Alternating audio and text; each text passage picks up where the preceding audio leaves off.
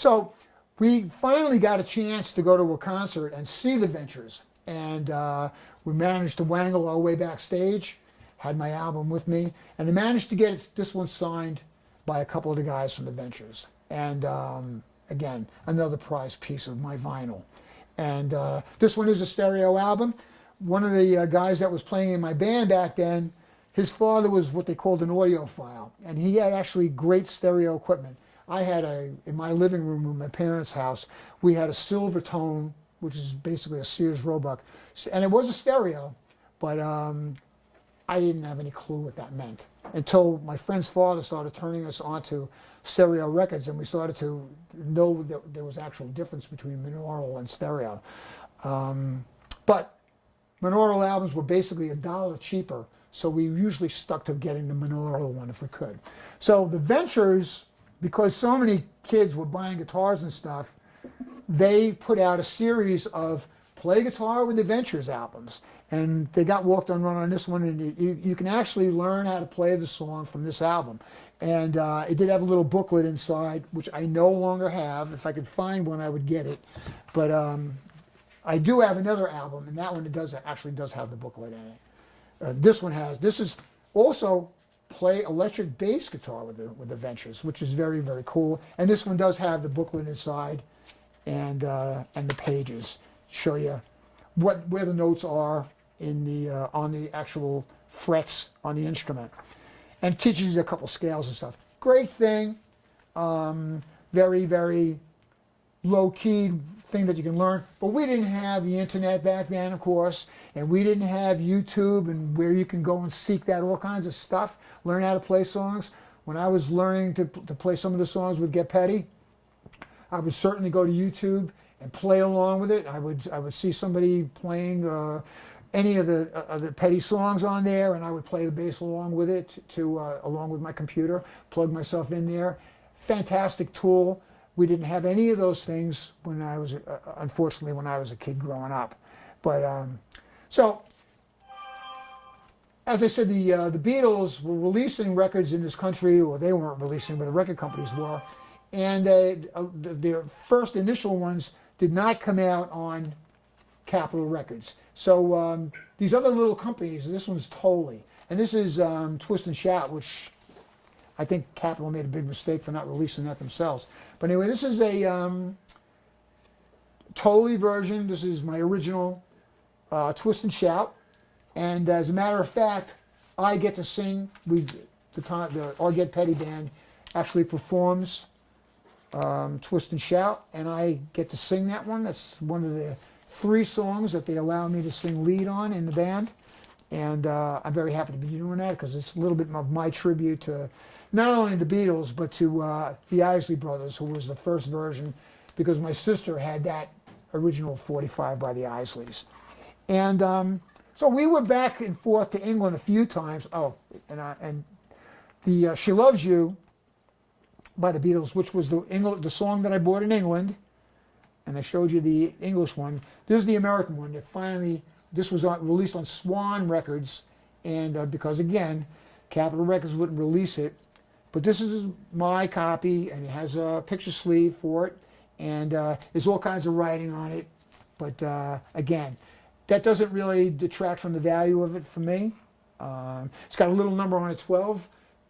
And because we used to have record boxes, sort of like this record box I have here, I don't know if you can see it, but we used to keep our 45s in a record box, and they had a little index card thing, and you'd write down the number of the record was assigned to.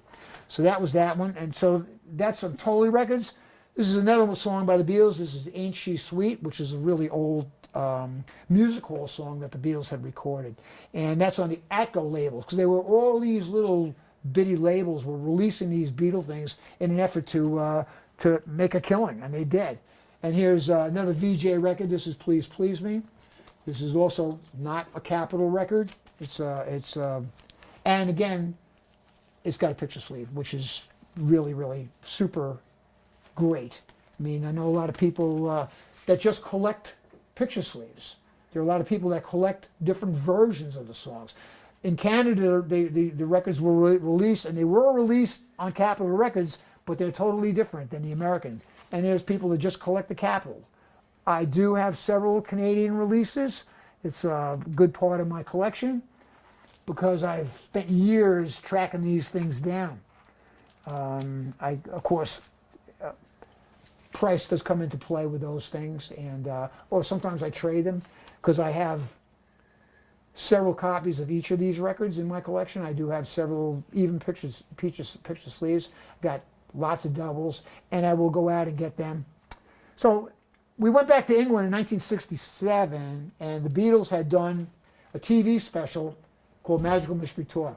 Now in England it bombed out because it was showed the day after Christmas in England, which is called Boxing Day over there. Didn't even get released in the United States. It wasn't shown here. And but I had heard about that there was going to be a record released of it. So in England, they didn't release an album. In America, there is a Magical Mystery Tour album, which is a compilation album. The first side is the songs that are on this release, and the second side is some like a greatest hits collection. And Strawberry Fields Forever actually appears on that album, and Penny Lane is on that album. But the original songs that came from the movie or the television special, Magical Mystery Tour, were actually released as an EP. And the EP is called, that is short for extended play. And what it does is it has a couple songs on each side of the 45. So this is an original Parlophone EP. It's got 2 songs on one side. It's got 1 song on the other, and there's a second disc that has the other. So all the songs from the Magical Mystery Tour album, as released in America, is on these 2-sided EPs. So I do have, of course, the American release of Magical Mystery Tour in my collection, along with several others from other countries. I have a German Magical Mystery Tour album. I think I have a Mexican Magical Mystery Tour album. They're all the same as the American one, only sometimes the color and the pressings are different. But anyway, this is I have a sealed one of these as well, because I knew that it would, by 1967, I knew these things were becoming important to keep. So I do have a pristine sealed copy of this, just like this one. And I cherish it greatly. So I even have a box to put my LPs in. I have so many LPs, though, of course, I probably have like 4 of these Beatle ones alone. The Beatle ones have different covers. This is Strawberry Fields, of course. And so while I'm playing with bands all along, it's our dream to make a 45 of our own. So in 1978, I and a couple other guys, we formed a band. The band was called Pleaser. And it was my first real attempt at the big time. And we thought we were going to make it. I totally believed that. And we played a lot of great shows. New York City had a really great marketplace for that at the time. Not to make any money, but to promote an original project. So some places are fairly famous, like CBGB's and the Mud Club and Max's Kansas City. And so my band Pleaser played all those venues. We got to open for some bigger bands. We played on a venue with Cyndi Lauper, who at that time was in a band called escaping me.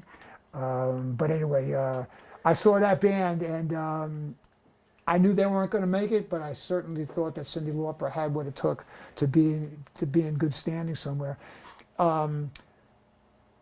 The band Blondie was around at the same time as us, and Debbie Harry was a waitress at Max's Kansas City. She was never waiting in the bar while we were playing there, but I knew that she was there. She was in another band. She had a band on the side, and before Blondie. And Brian Setzer was there too, and he was in his own band. And it was not Stray Cats at that point, but he was another local kid trying to make it too. So we finally got into the studio, and we were working. We were the opening act for a guy named Robert Gordon, and we played with him for several shows. And we finally got into the studio ourselves, and we made our one and only 45. And the name of this song is called "It's All for You." and it's backed by another song called Level Lover. And we had made a deal amongst ourselves that we would put everybody's name as the writers, because we knew that if we ever, we were going to make $1 million, we would all share in the writers' credits and the writers' royalties for it. But of course, it didn't go that far.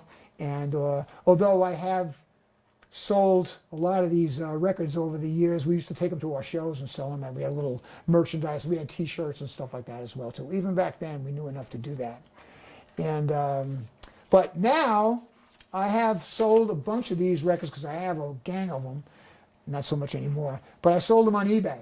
And there are people all over the world that actually look for this record. And it blows my mind. Again, the ones I sold on eBay, I didn't sell them for any big money. 'Cause I'm not about the money for any of this stuff. It's been magical to me to be able to have a lifetime worth of playing in bands and lifetimes worth of collecting the things that have meant so much to me all my life. I'm very, very grateful for the fact that I played with Get Petty. It's a great band, good bunch of guys, and I really get to do which was the first love of my life. And 7 years ago, we moved down from New York City, and I was able to retire here in Pennsylvania and devote more time to music. And that's been the greatest blessing. I can't think of anything else I'd like to do more than continue to talk about my records, of which I have many, and talk about my guitars. And maybe down the road I'll have some other guitars to show along with the records that meant so much when I purchased them at the time. So look forward to other segments of this show, probably a lot of them, and subscribe to this channel, and hopefully I'll be back seeing you soon. I'd really like to take some time and thank Moving Audio Imagery Video Productions for producing this epic scene for us and for me, and hope to see you again real soon.